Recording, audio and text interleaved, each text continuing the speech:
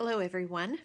This is Rhonda Hull, and it seems to have become a tradition that I do some form of countdown until my next birthday. Now, birthdays are these arbitrary days of the year that we reflect on, that somehow in this human form we're another year older and hopefully another year wiser, or at least with another year full of experiences that we can reflect on.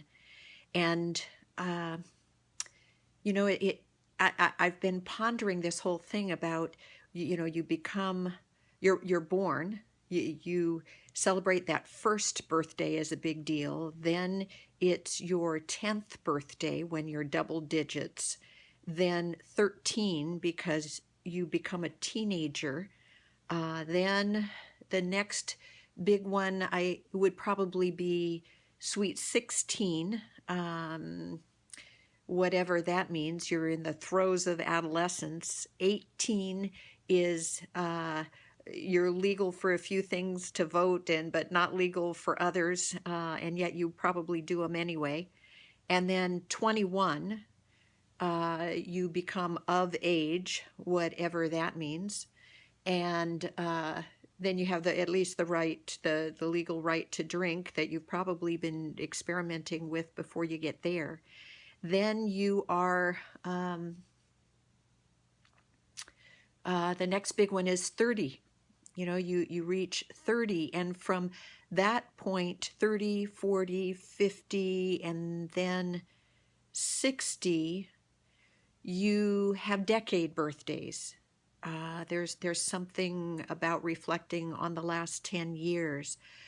And I found that at 60, it then became half decades. When I was 65, it felt important because then somehow you're ready to receive Medicare, and you are somehow aware. You become aware that that journey ahead of you is likely to be shorter than the number of years behind you. And so it gives you a certain amount of pause. Then it seems you start thinking about that from year to year. And so here I am, about 30 days out from my 66th birthday. Being kind of an old Beach Boys hippie type person way back when, it's amazing that I have reached that Route 66 time of my life. So it has become that tradition of reflection for me, probably from year to year now, to really celebrate and appreciate and reflect on the conundrums of this whole aging journey every year. So I decided that for the next 30 years, I am going to post my reflections and insights daily for what it's worth. I tend to be 1% more curious than afraid, and will just speak from my heart and probably say some of the things that whoever might listen to this are thinking but don't really say out loud.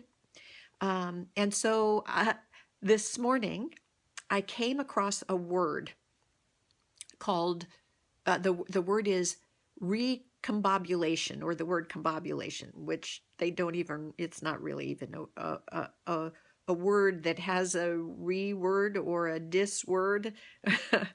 But the word recombobulation, it's kind of where you throw up everything for grabs and you reorganize it. When you're discombobulated, you're totally turned inside out.